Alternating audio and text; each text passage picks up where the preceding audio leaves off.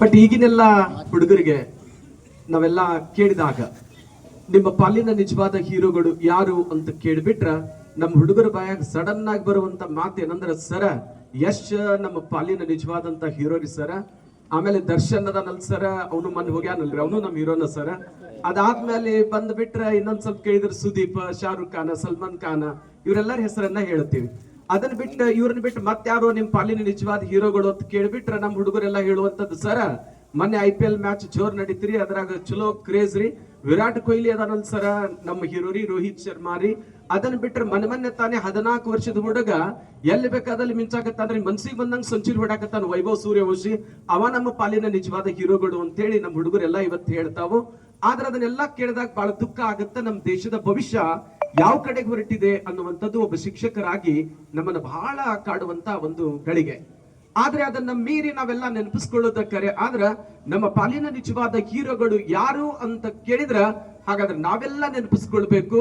ಹುಟ್ಟಿದ ಊರನ್ನ ಬಿಟ್ಟು, ಜನ್ಮ ಕೊಟ್ಟಿರುವಂತ ತಂದೆ ತಾಯಿಗಳನ್ನ ಬಿಟ್ಟು, ಕಟ್ಟಿಕೊಂಡಂತ ಹೆಂಡತಿಯನ್ನ ಬಿಟ್ಟು, ಮುಖವನ್ನ ನೋಡದೇ ಇರುವಂತ ಮಗುವನ್ನ ಬಿಟ್ಟು, ಆಡಿ ಬೆಳೆದಂತಹ ಸ್ನೇಹಿತರು, ಊರನ್ನ ಎಲ್ಲವನ್ನ ತೊರೆದು ದೇಶದ ಗಡಿಯಲ್ಲಿ ಕೊರೆಯುವ ಚಳಿಯಲ್ಲಿ ವೈರಿಗಳ ಬಂದೂಕಿಗೆ ಎದೆಕೊಟ್ಟು ಹೋರಾಡ್ತಾ ಇರುವಂತಹ ನಮ್ಮ ದೇಶದ ವೀರ ಸೈನಿಕರಿದಾರಲ್ಲ, ಅವರೆಲ್ಲ ನಮ್ಮ ಪಾಲಿನ ನಿಜವಾದ ಹೀರೋಗಳು.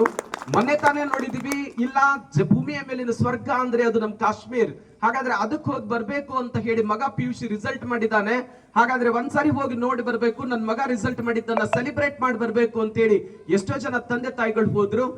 ತಾನೇ ಮದ್ವೆ ಆಗಿರುವಂತ ಜನ ಕಾಶ್ಮೀರಕ್ಕೆ ಹೋಗಿ ನಮ್ಮ ಹನಿಮೂನದ ದಿನಗಳನ್ನ ನೆನಪಾಗಿಸ್ಕೊಳ್ಳೋಣ ಅಂತ ಹೇಳಿ ಹೋದ್ರು. ಆದ್ರೆ ಪಾಪಿ ಪಾಕಿಸ್ತಾನ ನಮ್ಮ ವೈರಿ ರಾಷ್ಟ್ರ ನೇರವಾಗಿ ಗೆಲ್ಲಲಿಕ್ಕೆ ಆಗ್ಲೇ ಇಲ್ಲ, ಆದ್ರೆ ಭಯೋತ್ಪಾದನೆ ಮೂಲಕ ಗೆಲ್ಲಬೇಕು ಅಂತ ಹೊರಟಾಗ ಅಲ್ಲಿ ಬಂದಿರುವಂತ ತಂದೆ ತಾಯಿಗಳನ್ನ ತಾಯಿಯ ಎದುರಿಗೆ ಮತ್ತು ಮಕ್ಕಳ ಎದುರಿಗೆ ನೇರವಾಗಿ ಹಣೆಯನ್ನ ಗುಂಡಿಟ್ಟು ಅವರನ್ನ ಹೊಡೆದು ಎಷ್ಟೋ ಸಹೋದರಿಯರ ಸಿಂಧೂರವನ್ನ ಅಳಕಿಸಿದಾಗ ಮತ್ತೆ ಈ ದೇಶದ ವೀರ ಯೋಧರು ಹೇಳ್ತಾರೆ, ಭಾರತ ಮಾತೆ ಯಾವತ್ತೂ ಕೂಡ ತಲೆ ತಗ್ಗಿಸುವ ಹಾಗಿಲ್ಲ.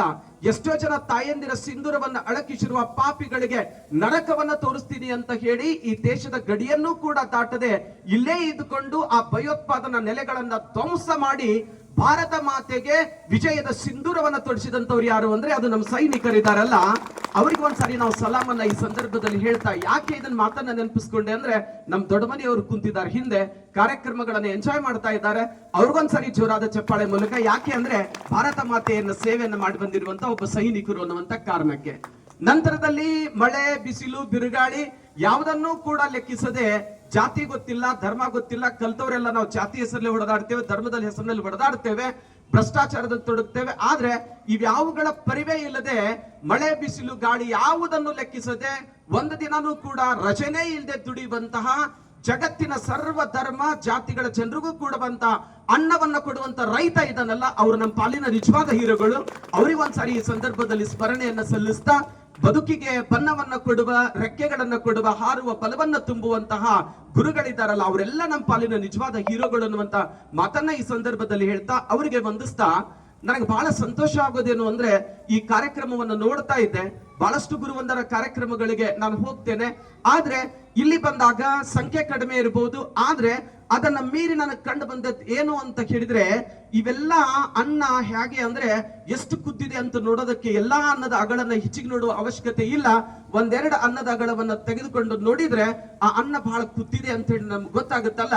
ಹಾಗೆ ಇಲ್ಲಿ ಬಂದಾಗ ನೀವೆಲ್ಲ ತೋರ್ಪಡಿಸಿರುವ ಪ್ರೀತಿ, ವಿಶೇಷವಾಗಿ ಸಹೋದರರಾಗಿರುವಂತ ಕೋಲ್ಕಾರ್ ಅವರು ಇರಬಹುದು, ನನ್ನ ವಿದ್ಯಾರ್ಥಿನಿಯಾಗಿರುವಂತ ಕಾಜ್ಗಾರ್ ಅವರಾಗಿರಬಹುದು, ಎಷ್ಟು ಅದ್ಭುತವಾದ, ಸುಂದರವಾದ, ವಿನಯಪೂರ್ವಕ ಮತ್ತು ಸಂಸ್ಕಾರ ಮಾತುಗಳ ಮೂಲಕ ಕಾರ್ಯಕ್ರಮವನ್ನು ನಡೆಸಿಕೊಟ್ರಲ್ಲ.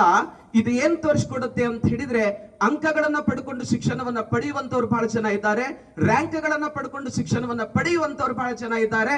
ರ್ಯಾಂಕ್ಗಳು ಒಂದ್ ಕಡೆಗಿರ್ಲಿ, ಅಂಕಗಳು ಒಂದ್ ಕಡೆಗಿರ್ಲಿ, ಆದ್ರೆ ರ್ಯಾಂಕ್ಗಳು, ಅಂಕಗಳು ನಮ್ಮ ಬದುಕಿಗೆ ಗೆಲುವನ್ನ ತಂದ್ಕೊಡೋದಕ್ಕೆ ಸಾಧ್ಯ ಇಲ್ಲ. ಅಂಕಗಳು ಇಲ್ಲದೆ ಇದ್ರೂ ಪರವಾಗಿಲ್ಲ, ರ್ಯಾಂಕ್ಗಳು ಇಲ್ಲದೆ ಇದ್ರೂ ಪರವಾಗಿಲ್ಲ, ಆದ್ರೆ ನಾವು ಪಡ್ಕೊಂಡಿರುವಂತ ಸಂಸ್ಕಾರ ಮಾತ್ರ ಯಾವಾಗಲೂ ನಮಗೆ ಬದುಕಿನಲ್ಲಿ ಗೆಲುವನ್ನ ತಂದುಕೊಡುತ್ತೆ. ಅಂತ ಸಂಸ್ಕಾರವಾದಂತ ಶಿಕ್ಷಣ ಇಲ್ಲಿದೆ ಅನ್ನೋದನ್ನ ಅವರು ಮಾತನಾಡಲಿಕ್ಕೆ ಬಂದಿರುವಂತ ನೀವು ಅತ್ಯಂತ ಸುಂದರವಾಗಿ ಪ್ರಾರ್ಥನೆಯನ್ನ ಗೈದಿರುವಂತ ನಮ್ಮ ಮಾದರ್ ಅನ್ನುವಂತವರು, ಅದರ ಆಚೆಗೆ ಬಂದಾಗ ಇಲ್ಲಿ ಮಾತನಾಡಿರುವ ಪ್ರತಿಯೊಬ್ಬರ ಬಾಯಲ್ಲಿ ನಯ ವಿನಯ ಶೀಲತೆ ಏನಿದೆಯಲ್ಲ ಅದು ಬಹಳ ಮನಸ್ಸಿಗೆ ಮುಟ್ಟಿರುವಂತದ್ದು. ಮೊನ್ನೆ ತಾನೇ ನಮ್ಮ ದೊಡ್ಡಮನಿಯವರು, ಶಿವಾನಂದ ದೊಡ್ಡಮನಿಯವರು ಬಂದ್ರು, ಜೊತೆಗೆ ಹಾಸ್ಟೆಲ್ ವಾರ್ಡನ್ ಆಗಿರುವಂತ ನಮ್ಮ ಹನುಮಂತ್ ಅವರು ಬಂದ್ರು, ನಮ್ಮ ನಾಯಕ್ ಅವರು ಬಂದ್ರು.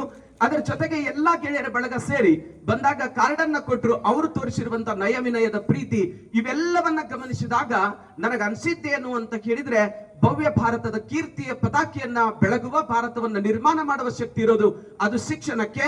ಅಂತ ಶಿಕ್ಷಣವನ್ನ ಕೊಡುವ ಕಾರ್ಯವನ್ನ ಮಾಡುವಂತವ್ರು ಯಾರು ಅಂತ ಕೇಳಿದ್ರೆ ಅದು ಗುರುಗಳು.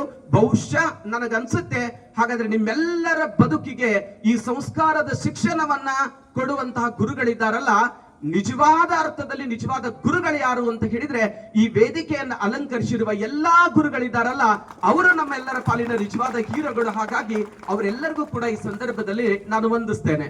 ಬಹುಶಃ ನನಗನ್ಸುತ್ತೆ ಇಲ್ಲಿ ಕಾರ್ಯಕ್ರಮವನ್ನು ಮಾಡಿದ್ದೀರಿ. ಕೆಲವು ಜನ ಬಹಳ ಏನು ಅಂದ್ರೆ ಇಲ್ಲಿ ಇರುವಂತ ಸ್ನೇಹಿತರು ಎಷ್ಟು ಜನ ನೌಕರಿಯನ್ನ ಮಾಡ್ತಾ ಇರಬಹುದು, ಇನ್ನು ಕೆಲವು ಜನ ನೌಕರಿಯನ್ನ ಮಾಡ್ತಾ ಇಲ್ಲ, ಇನ್ನು ಕೆಲವು ಜನ ವ್ಯಾಪಾರ ಮಾಡಿರ್ತಾ ಇರಬಹುದು, ಇನ್ನು ಕೆಲವು ಜನ ವ್ಯಾಪಾರದ ಅಂಗಡಿಗಳಿಗೆ ಕೆಲಸವನ್ನ ಮಾಡ್ತಾ ಇರುವಂತವ್ರು ಇರಬಹುದು, ಸ್ವಯಂ ಉದ್ಯೋಗವನ್ನ ಕಟ್ಕೊಂಡಿರುವಂತವ್ರು ಇರಬಹುದು, ಕೂಲಿಯನ್ನ ಮಾಡ್ತಾ ಇರಬಹುದು, ರೈತರಾಗಿರ್ಬಹುದು, ಬಿಸ್ನೆಸ್ ಮನ್ ಆಗಿರ್ಬಹುದು, ಏನ್ ಬೇಕಾದ್ರೂ ಆಗ್ಲಿ. ಆದ್ರೆ ಒಂದನ್ನ ನಾವು ತಿಳ್ಕೊಳ್ಬೇಕು, ಆಗ ತಾನೇ ಜ್ಯೋತಿಯನ್ನ ಪರಮ ಪೂಜ್ಯರು ಬೆಳಗಿದ್ರು, ಈಗ ತಾನೂ ಕೂಡ ದೀಪ ಉರಿತಾ ಇದೆ.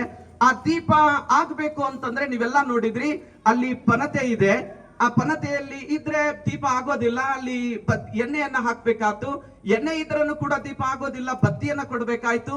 ಅಷ್ಟಿದ್ರೂ ಕೂಡ ಆಗೋದಿಲ್ಲ. ಅದಕ್ಕೆ ಮತ್ತೆ ಏನ್ ಮಾಡ್ಬೇಕು ಅಂತ ಹೇಳಿದ್ರೆ ಆ ಬೆಂಕಿ ದೀಪ ಅದನ್ನ ತಂದು ಅದಕ್ಕೆ ಸ್ಪರ್ಶಿಸಿದಾಗ ಅವೆಲ್ಲವೂ ಸೇರಿ ಏನಾಗುತ್ತೆ ಅಂದ್ರೆ ಒಂದು ಬೆಳಕು ಬರಲಿಕ್ಕೆ ಸಾಧ್ಯ ಇದೆಯಲ್ಲ.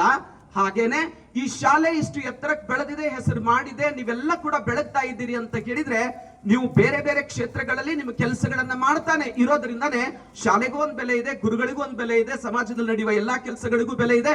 ಅದನ್ನ ಮೀರಿ ಇಲ್ಲಿ 4 ಜನ 2 ತಿಂಗಳು 3 ತಿಂಗಳ ಗಂಟ್ಲೆ ಕಷ್ಟಪಟ್ಟು ದುಡಿದವ್ರು ಇರ್ಬೋದು, ಇವತ್ತೇ ಒಂದ್ಸರಿ ಡೈರೆಕ್ಟ್ ಆಗಿ ಎಂಟ್ರಿ ಕೊಟ್ಟಿರಿರ್ಬೋದು, ಕೆಲವು ಜನ ದುಡ್ಡಿನಲ್ಲಿ ಹೆಚ್ಚಿಗೆ ಕೊಟ್ಟಿದ್ದಂತಿರ್ಬೋದು, ಇನ್ನು ಕೆಲವು ಜನ ರೂಪಾಯಿಗಳ ಲೆಕ್ಕದಲ್ಲಿ ಸ್ವಲ್ಪ ದುಡ್ಡನ್ನ ಕೊಟ್ಟವ್ರು ಇರ್ಬೋದು. ಶ್ರಮ ಹೆಚ್ಚು ಆಗಿರ್ಬೋದು, ಕಡಿಮೆ ಆಗಿರ್ಬೋದು, ಅದೆಲ್ಲ ಪಕ್ಕಕ್ಕೆ ಇಡೋಣ. ಆದ್ರೆ ಜೀವನದಲ್ಲಿ ನಮಗೆ ಜನ್ಮವನ್ನ ಕೊಟ್ಟಿರುವಂತ ತಂದೆ ತಾಯಿಗಳ ಋಣವನ್ನ ಯಾವ ಜನ್ಮ ಎತ್ತಿ ಬಂದ್ರು ಕೂಡ ತೀರ್ಸೋದಕ್ಕೆ ಸಾಧ್ಯ ಇಲ್ಲ. ಅಪ್ಪ ಅಮ್ಮ ಜನ್ಮ ಕೊಟ್ರೆ ಅಕ್ಷರದ ಮೂಲಕ ನಮಗೆ ಪುನರ್ಜನ್ಮವನ್ನ ಕೊಡುವಂತವ್ರು ಯಾರು ಅಂದ್ರೆ ಗುರುಗಳು. ಅವ್ರ ಋಣವನ್ನ ನಮಗೆ ತೀರಿಸಲಿಕ್ಕೆ ಸಾಧ್ಯ ಇಲ್ಲ. ವ್ಯತ್ಯಾಸಗಳು ಏನೇ ಇರಲಿ, ಆದ್ರೆ ಋಣವನ್ನ ತೀರಿಸುವ ಒಂದು ಅಳಿಲು ಪ್ರಯತ್ನ ಈ ಗುರುವಂದನ ಕಾರ್ಯಕ್ರಮ ಇದೆಯಲ್ಲ, ಈ ಕಾರ್ಯಕ್ರಮದಲ್ಲಿ ಭಾಗಿಯಾಗುವ ಸೌಭಾಗ್ಯ ಇವತ್ತು ನಮಗ್ ಸಿಕ್ಕಿದೆ ಅಂತ ಹೇಳಿದ್ರೆ ನೀವೆಲ್ಲರೂ ಕೂಡ ಅತ್ಯಂತ ಪುಣ್ಯವಂತರು. ಹಾಗಾಗಿ ಈ ಕಾರ್ಯಕ್ರಮಕ್ಕೆ ಶ್ರಮಿಸಿರುವ ಎಲ್ಲರನ್ನ, ಎಲ್ಲ ಗುರುಗಳ ಪರವಾಗಿ ನಿಮ್ಮೆಲ್ಲರಿಗೂ ಜೋರಾದ ಚಪ್ಪಾಳೆಯ ಮೂಲಕ ನಾನು ಅಭಿನಂದನೆಗಳನ್ನ ಈ ಸಂದರ್ಭದಲ್ಲಿ ನಾನು ಸಲ್ಲಿಸ್ತೇನೆ ಅಂತ ಹೇಳಿ. ಹಾಗಾದ್ರೆ ಈ ಸಂಸ್ಥೆಯ ಬಗ್ಗೆ ಮಾತನಾಡುವಂತ ಸಂದರ್ಭದಲ್ಲಿ ನನಗೆ ಅತ್ಯಂತ ಒಡನಾಟ ಇರುವಂತ ಸಂಸ್ಥೆ.